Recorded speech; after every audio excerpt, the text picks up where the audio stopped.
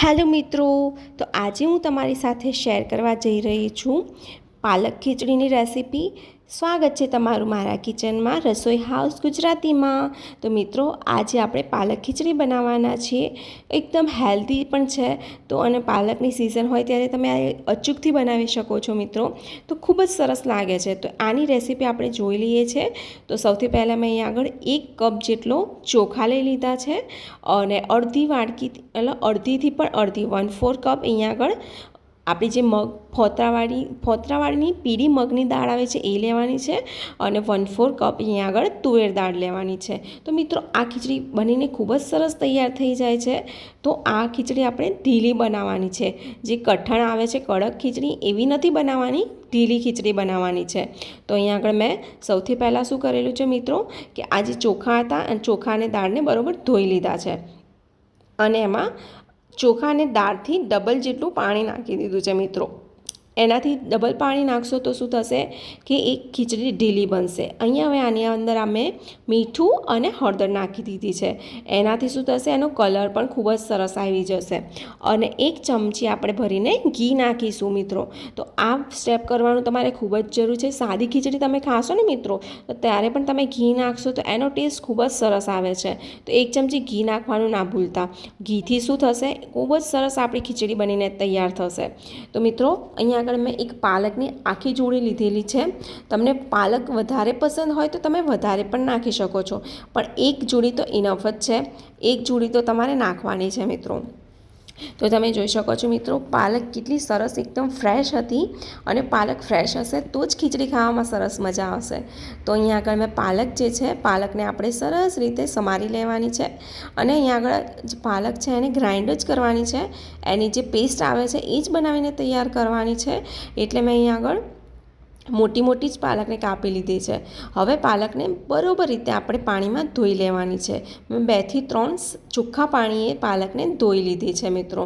અને હવે આપણે એની પેસ્ટ બનાવીને તૈયાર કરી લઈશું. તો મેં અહીં આગળ મિક્સરની જાર લઈ લીધી છે અને એની અંદર પાલકને લઈ લેવાનો છે. પાલક તમે મિત્રો જોઈ શકો છો એકદમ મોટો મોટો છે, પણ તમારે ચિંતા નથી કરવાની, કારણ કે ગ્રાઇન્ડ કરીને આપણે પેસ્ટ બનાવીશું તો એકદમ પેસ્ટ બનીને તૈયાર થઈ જશે. અને મિત્રો, મેં અહીંયા આગળ આ પાલકની જે પેસ્ટ છે એ બનાવીને તૈયાર કરી લીધી છે. અને એકદમ ગ્રીન તમે જોઈ શકો છો મિત્રો. અને આવી ગ્રીન રાખવી હોય તો તમને હું એક ટીપ આપું છું, તમારે બરફના ટુકડા એમાં નાખી દેવાના 2 થી 3. હવે મિત્રો, કુકરમાં તમે આપણે જે ખીચડી મૂકી હતી એ પણ બનીને તૈયાર છે. તો તમે દેખી શકો છો મિત્રો, કેટલી સરસ આપણી ખુલ્લી એકદમ ઢીલી ખીચડી બનીને તૈયાર થઈ ગઈ છે. અને મેં અહીંયા આગળ ડુંગળી ટામેટું પણ સમારી લીધું છે. અને આમાં આપણે મિત્રો સૌથી મેઇન જે છે લસણ છે. કારણ કે પાલક ખીચડીની અંદર લસણનો ટેસ્ટ જ ખૂબ સરસ આવે છે. એટલે મેં અહીંયા આગળ લસણની કળી થોડી વધારે લીધી છે. 9 થી 10 પાલકની લસણની કળી લઈ લીધી છે મિત્રો. અને એક ઝીણું મરચું છે એને મેં આ સમારી લીધું છે. તમને આવું સમારેલું ના ફાવતું હોય તો તમે એને કૂટીને પણ નાખી શકો છો. તો હવે મિત્રો, એક કઢાઈ લઈ લીધી છે. કઢાઈમાં આપણે એમાં ઘી લઈ લઈશું. ઘી મેં અહીંયા આગળ 2 ચમચી લીધું છે મિત્રો. કારણ કે પાલક ખીચડીમાં જેમ ઘી વધારે હશે તો જ એનો ટેસ્ટ ખૂબ જ સરસ આવશે મિત્રો. અને 1-2 ચમચી તેલ પણ નાખ્યું છે. અને 2 સાથે નાખીશું તો એનો ટેસ્ટ સારો આવશે મિત્રો. અને આપણું જે ઘી અને તેલ છે ગરમ થઈ જાય પછી આપણે એની અંદર રાઈ અને જીરું નાખવાનું છે. 1/4 ચમચી મેં અહીંયા આગળ રાઈ નાખ્યું છે અને 1/4 ચમચી જીરું નાખ્યું છે. અને જે તમાલપત્ર આવે છે એ પણ મેં નાખી દીધું છે મિત્રો. અને ઝીણા સમારેલા મરચાં અને લીમડો પણ નાખી દીધો છે. મીઠો લીમડો જે આવે છે એના મેં 10 થી 12 પત્તા જે આવે છે એ નાખી દીધા છે. પછી આપણે આની અંદર લસણ નાખી દઈશું, જે આપણે ટીચીને રાખ્યું હતું. તો જુઓ મિત્રો, લસણને બરાબર રીતે સાંતળી લેવાનું છે. એનું ટેસ્ટ આમાં મિત્રો ખૂબ જ સરસ આવશે. થોડું આપણે સાંતળીશું તો સારું રહેશે. અને પછી અહીંયા આગળ ડુંગળી નાખી દેવાની છે. ડુંગળીને પણ બરાબર રીતે આપણે મિક્સ કરી લેવાની છે. એકદમ હાઈ ફ્લેમ નથી રાખવાની, ગેસ એકદમ ધીમા ગેસે જ આપણે જે ડુંગળીને છે એ આપણે સાંતળવાની છે. જો તમે ફાસ્ટ ગેસ રાખશો તો ડુંગળી બળી જશે મિત્રો. તો એ વાતનું ધ્યાન રાખવાનું છે. એકદમ ધીમા ગેસ પર જ ડુંગળી સાંતળી લેવાની છે. અને આની અંદર મેં મિત્રો ટામેટું પણ નાખ્યું છે. એક નાનું મીડિયમ સાઇઝનું ટામેટું આપણે ઝીણું ઝીણું કાપીને નાખી દેવાનું છે. તો હવે ટામેટાં અને ડુંગળીને પણ બરાબર રીતે હલાવીને આપણે મિક્સ કરી લેવાના છે. હવે મિત્રો હું આની અંદર મસાલા નાખી દઈશ થોડા. તો અડધી ચમચી મેં અહીંયા આગળ હળદર નાખી છે, અડધી ચમચી મરચું નાખ્યું છે મિત્રો, અને અડધી ચમચી ધાણા જીરું પાવડર નાખી દેવાનું છે.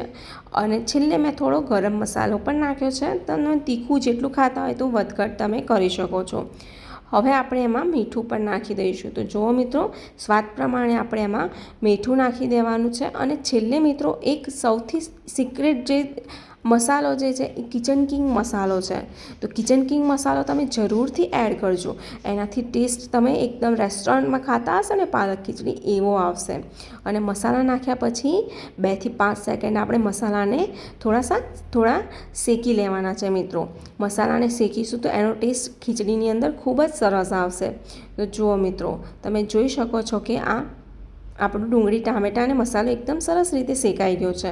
હવે આપણે જે પેસ્ટ બનાવીને તૈયાર રાખી હતી તો એ પાલકની પેસ્ટ આપણે આમાં નાખી દેવાની છે. મિત્રો, ધાણા હોય તમારી પાસે તો પાલક જે ત્યારે આપણે પેસ્ટ બનાવીએ એની અંદર જ તમારે ધાણા નાખી દેવાના છે, તો એનો ટેસ્ટ પણ આવી જશે. હવે મિત્રો, આ જે પાલક આપણે પ્યોરે નાખી છે એને બરોબર રીતે આપણે ઉકળવા દેવાની છે થોડી. અને જો ઉકળશે જ તો જ એનો ટેસ્ટ જે છે ખીચડીની અંદર ભળશે અને ખૂબ જ સરસ લાગશે. તો મિત્રો, અહીં આગળ મેં ઢાંકીને 2 થી 5 મિનિટ રાખેલું છે. એનાથી શું થશે, પાલક એકદમ જો કાચો હોય છે એ ચડી જશે. તો જુઓ, એકદમ મેં અહીં આગળ ગેસની ફ્લેમ જે ગેસ હતો તે ધીમા ગેસે આ પાલકને આપણે થોડી બાફી લેવાની છે. તો તમે મિત્રો જોઈ શકો છો કે એનો કલર કેટલો સરસ આવી ગયો છે. હવે આપણે આની અંદર જે ખીચડી બનાવીને રાખી હતી એ ખીચડી પણ આમાં નાખી દઈશું. તો જુઓ મિત્રો, આ ખીચડી પણ એકદમ ઢીલી છે. તો આવી જ ખીચડી તમે જોતા હશો કે રેસ્ટોરન્ટમાં તમે જ્યારે ખાઓ છો હોટલમાં તે આવી જ ખીચડી હોય છે. તો તમે જ્યારે ખીચડી બનાવો ત્યારે પાણીનું પ્રમાણ વધારે રાખવાનું છે. આ વાતનું તમારે ધ્યાન રાખવાનું. તો જુઓ, હવે ખીચડી નાખ્યા પછી પાલક અને ખીચડીને સરસ રીતે મિક્સ કરી લઈશું. એકદમ હળવા હાથે કરવાનું છે મિત્રો. જો તમે એકદમ ફાસ્ટ દબાવીને આને મિક્સ કરશો તો શું થશે કે આપણી જે પાલક ખીચડી છે એકદમ લોચો થઈ જશે. તો તમે જોઈ છે એકદમ હળવા હાથે હું આને મિક્સ કરી રહી છું. અને દાણા જે છે એ તૂટી ના જવા જોઈએ ચોખાના. તો જુઓ, આપણી પાલક ખીચડી છે એકદમ સરસ મજાની બનીને તૈયાર છે. અને આ પાલક ખીચડીને હવે હું સર્વિંગ પ્લેટમાં નીકાળી રહી છું. તો મિત્રો, તમે જોઈ શકો છો એનો કલર કેટલો સરસ આવ્યો છે. તો પાલક ખીચડી કોને સારી લાગી તો વિડીયો મને કમેન્ટ કરીને જરૂરથી કહેજો મિત્રો. તો મિત્રો, તમે જોઈ શકો છો કે આપણું જે ખીચડી છે એકદમ સરસ મજાની તમે જોઈ શકો છો એકદમ બનીને તૈયાર થઈ ગઈ છે. અને મેં અહીંયા આગળ છાશ અને પાપડ સાથે એને સર્વ કરી છે. તમે કચુંબર સાથે પણ સર્વ કરી શકો છો મિત્રો. તો મિત્રો, તમને આજની રેસીપી કેવી લાગી મને કમેન્ટ કરીને જરૂરથી કહેજો. અને વિડીયો સારો લાગ્યો હોય તો વિડીયોને લાઈક કરો અને ચેનલને સબસ્ક્રાઈબ કરવાની ના ભૂલતા. અને પોતાના ફેમિલી અને ફ્રેન્ડ્સમાં શેર જરૂરથી કરજો મિત્રો. અને વિડીયો સારો લાગ્યો હોય તો તમે મિત્રો ક્યાંથી વિડીયો જુઓ છો એ પણ મને કમેન્ટ કરીને કહેજો.